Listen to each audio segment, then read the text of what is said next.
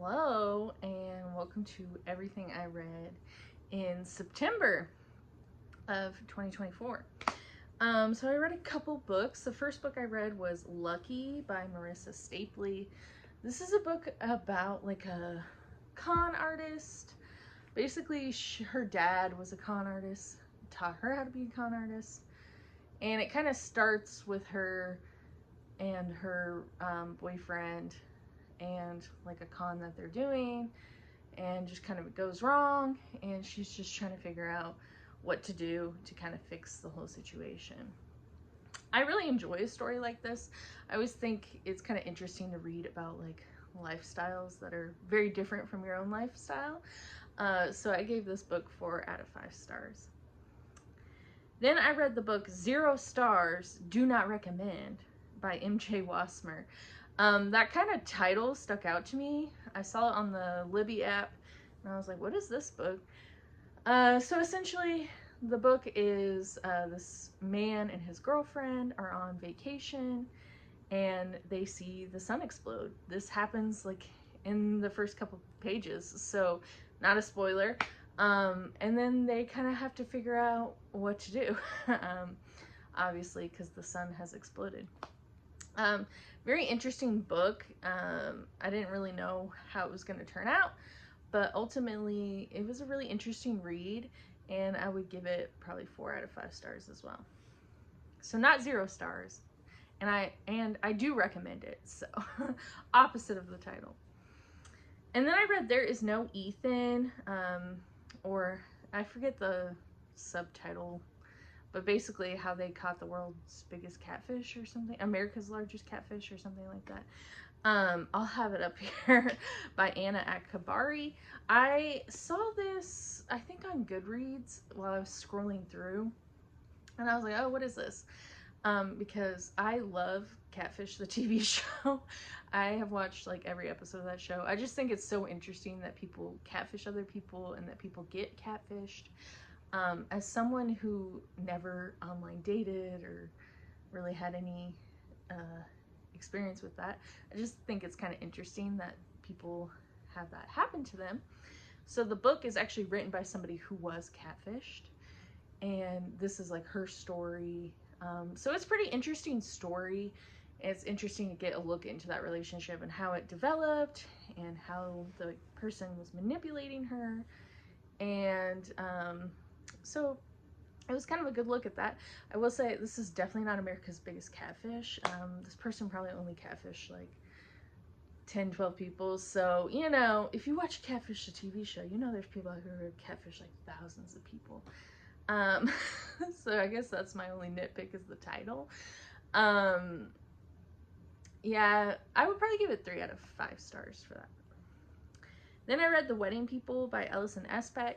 I think, again, I saw this on Goodreads as a recommended book, so I was like, oh, let me check it out. And going into it is different from what I thought it would be from the description, but basically, this woman, her husband has left her, so she decides to go on vacation. She ends up going to this hotel where the whole hotel is filled with all these people for one wedding. She's the only person there not for the wedding.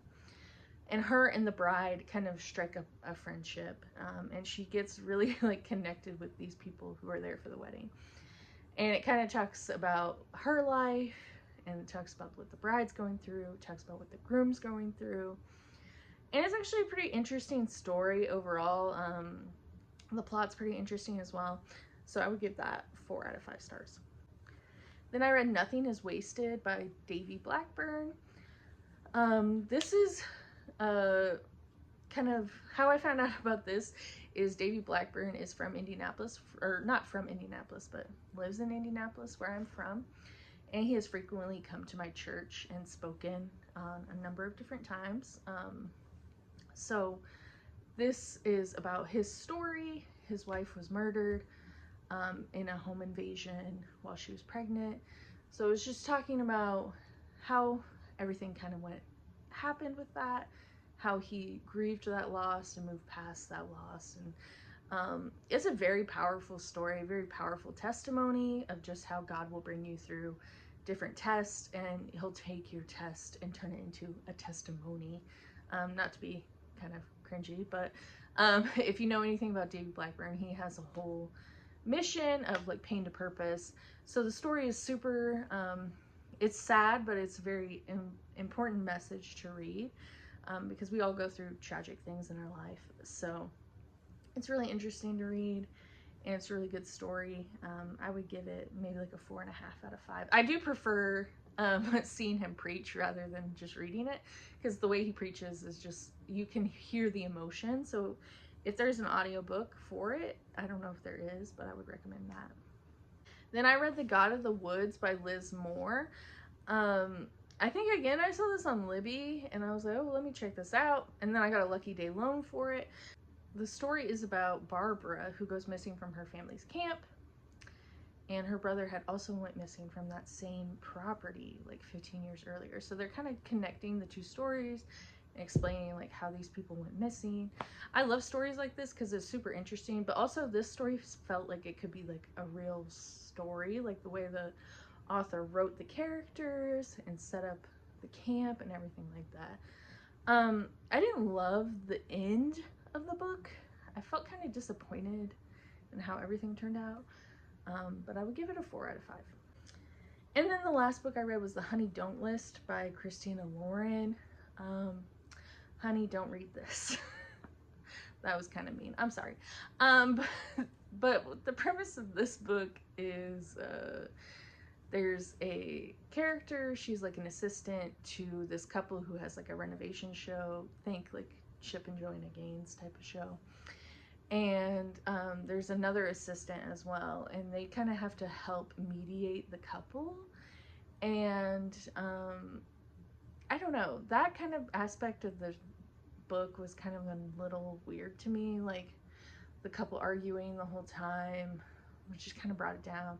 And then the two assistants end up together, and that relationship felt like it kind of came from nothing, so it's just kind of like so I'd probably give it like a 2.5 or 3. If it just felt very meh, very middle of the road, like kind of forgettable, not really enjoyable.